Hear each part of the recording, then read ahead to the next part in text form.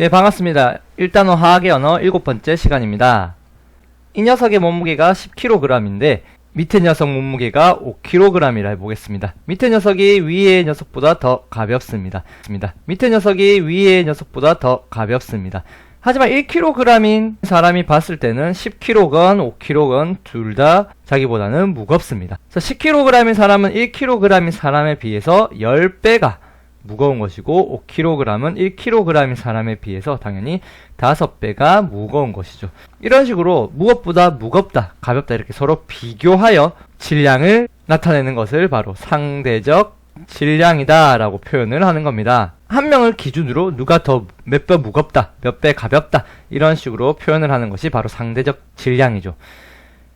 왜 이것을 배우냐? 바로 원자들의 질량도 이런 상대적 질량으로 나타내면 굉장히 편리하기 때문이죠. 자, 오늘 원자량에 대해서 한번 알아볼게요. 자, 수소 원자의 실제 질량은요 1.67 곱하기 10의 마이너스 24g입니다. 실제로 나타내면 0.0000 하다가 0이 24개 나온 후 167g이 될 겁니다. 굉장히 가볍습니다. 자, 그럼 탄소 원자는 어느 정도냐? 1.99 곱하기 10의 마이너스 23승g입니다. 자, 이 둘이 몇 배가 차이 날까요? 자, 그냥 봐서는 굉장히 계산하기가 어렵습니다. 자, 쌤이 계산을 해보니까 대략 12배가 차이가 납니다. 근데 질량을 계속 10의 마이너스 몇 승, 10의 마이너스 몇 승으로 표현하는 게 굉장히 귀찮게 되죠. 그래서 과학자들은 상대적 질량을 이용하기 시작합니다.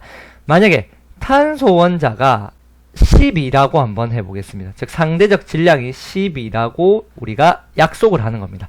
그래서 이렇게 탄소가 기준이 되는 겁니다.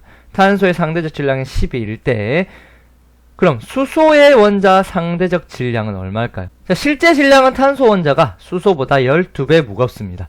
그렇죠. 그러면 수소 원자는 탄소보다 12배 가벼워야 되는 것도 사실이죠. 즉 만약에 탄소 원자 질량이 10이라고 하면 이 수소 원자도 12배 가벼운, 즉 12분의 1의 무게를 가져야 됩니다. 즉 수소 원자는 상대적 질량이 1에 해당하게 되겠죠. 산소 원자의 상대적 질량은 얼마일까요? 자, 산소 원자는 실제 질량이 수소보다 16배 무겁습니다. 자, 수소 원자 상대적 질량이 1이니까 16배 무거운 산소 원자는 16이 되는 것이죠. 이렇게 탄소를 기준으로 원자들의 상대적 질량을 나타낸 것을 우리는 원자량이라고 표현을 하는 겁니다. 그래서 탄소 원자량을 12, 그것보다 12배 가벼운 수소 원자량을 1, 수소보다 16배 무거운 산소 원자량을 16. 그래서 원자량을 다시 보면 탄소의 질량을 기준으로 나타낸 원자들의 상대적 질량으로 기준을 합니다. 자, 오른쪽 밑에 보면 이 물 분자를 쌤이 나타냈는데 이 녀석의 상대적 질량은 어떻게 구할까요? 자, 이런 물 분자의 상대적 질량은 바로 원자량이라 하지 않고 분자량이라고 하는데 분자량은 이런 원자량을 합해서 나타낼 수가 있습니다. 물 분자를 구성하는 건 산소 원자 하나와 수소 원자 2개죠. 그래서 분자량을 구해보면 수소 원자 2개 원자량과 산소 원자 1개 원자량의 합을 구하면 물 분자의 분자량을 구할 수가 있습니다. 자, 여기 아까 수소 원자의 원자량을 1이라고 했습니다. 그러면 수소가 2개 있으니까 수소 원자 2개의 원자량은 1 곱하기 2가 돼서 2가 될 것이고 산소 원자 1개 원자량은 선생님이 16이라고 나타내어 놓았습니다. 그래서 그대로 16을 더해주면 18이라는 분자량 값이 나오게 됩니다. 즉 물 분자의 분자량은 18이라고 구할 수 있는 것이죠. 자, 그럼 이산화탄소의 분자량은 얼마일까요? 자, 여러분들 영상을 멈춰놓고 여러분들 스스로 한번 계산해 보시기 바랍니다. 자, 계산을 하면 이산화탄소 분자량은 여러분들 44라는 값이 나오게 됩니다.